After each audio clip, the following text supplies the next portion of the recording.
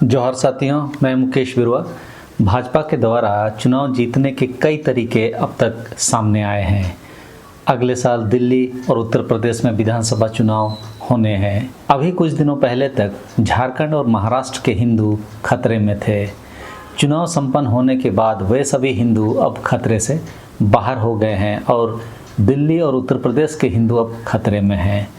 Bharatiya Janata party अपना वही पुराना विभाजनकारी मुद्दे लोगों के बीच ला रही है। आज दिल्ली के मुख्यमंत्री अरविंद केजरीवाल के द्वारा चुनाव प्रक्रिया में हो रही धांधलियों को उजागर किया। हम भी उसे समझते हैं। अरविंद केजरीवाल ने सबूत के साथ आज भारतीय जनता पार्टी के चुनाव जीतने के एक और प्रोपेगेंडा को उजागर किया। दिल्ली विधानसभा का एक विधानसभा क्षेत्र है शहादरा। चुनाव आयोग के द्वारा कुछ दिनों पहले सर्वे कर यह पता लगाया गया कि कितने वोटर इस विधानसभा क्षेत्र में जिंदा हैं या अपने जगहों से चले गए हैं। चुनाव आयोग की वेबसाइट पर शहादरा विधानसभा क्षेत्र से मात्र 487 आवेदन दर्शाए जा रहे थे, जिन्हें मृत्यु होने या दूसरे जगह चले जाने के कारण डिलीट किया गया है, जबकि भाजपा ने उसी विधानसभा क्षेत्र में 11,000 आवेदन दिए हैं, जिनके नाम वोटर लिस्ट से काटे जाने हैं। आश्चर्य की बात यह है कि अधिकतर लोग जिनकी सूची भारतीय जनता पार्टी ने वोटर लिस्ट से नाम काटने के लिए दी गई है, वे सभी उसी विधानसभा क्षेत्र में हैं और अपने मकानों या किराए के मकानों में अभी भी रह रहे हैं। चुनाव आयोग चोरी छिपे भाजपा के आवेदन पर काम कर रही है।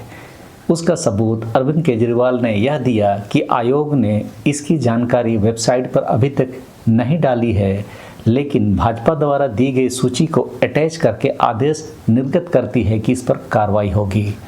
ज्ञात हो, पिछले इलेक्शन में शहादरा विधानसभा से आम आदमी पार्टी 5,000 के आसपास वोटों से विजयी हुई।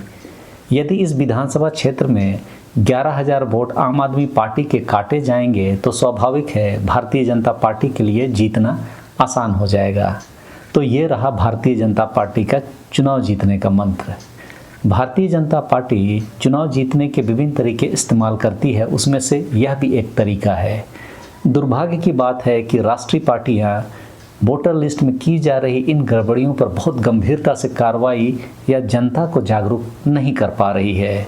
यही कारण है कि देश के विभिन्न भागों में जिस दिन चुनाव होता है, जब मत देने के लिए मतदान केंद्र जाते हैं तो वहाँ उनका नाम वोटर लिस्ट में नहीं होता है, और ऐसे लोगों की व्यथा को, कहानी को विभिन्न चैनलों, यूट्यूब आदि के माध्यम से हमें देखने को मिलते ही हैं। हालांकि चुनाव आयोग ने इस आरोप का खंडन किया है, लेकिन भारतीय जनता पार्टी खुद ही अरविंद केजरीवाल के आरोप को सच साबित करने में लग गई। कैसे? देखिए, इस खबर को देखिए। एक ही दिन की दोनों खबरें हैं। भाजपा कह रही है कि आम आदमी पार्टी बांग्लादेशियों के फर्जी वोट से चुनाव जीतती है।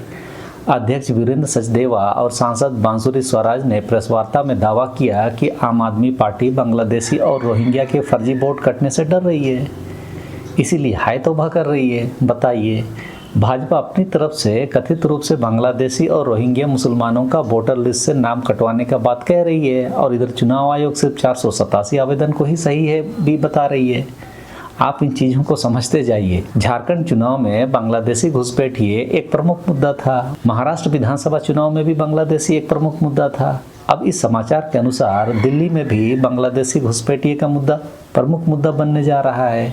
यही बात तो पिछले कुछ दिनों से मैं लगातार बोल रहा हूँ कि ये बांग्लादेशी घुसपैठिए देश के विभिन्न भागों में पहुँचे कैसे, या जानबूझकर पहुँचाए गए हैं ताकि चुनाव के समय बांग्लादेशियों का मुद्दा उठाया जा सके।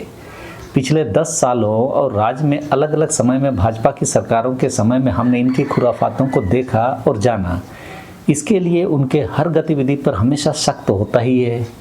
बांग्लादेशी घुसपैठिए दिल्ली में यदि मुद्दा बनता है तो यकीन मानिए प्रधानमंत्री नरेंद्र मोदी और गृह मंत्री अमित शाह को इस्तीफा दे देना चाहिए। इनके नेतृत्व में न देश की सीमाएं सुरक्षित है और न ही देश की राजधानी दिल्ली सुरक्षित है। ये लोग क्या ही जनता की सुरक्षा कर पाएंगे। चुनाव जीतने के लिए भारत देश में ईवीएम हैक की जा रही है, वोटिंग परसेंटेज बदली जा रही है, लोगों के नाम वोटर लिस्ट में भाजपा का सपोर्टर नहीं होने के कारण काटी जा रही है। महाराष्ट्र के एक गांव में तो 312 वोट डले थे और जब गिनती किया गया तो 624 वोट गिने गए।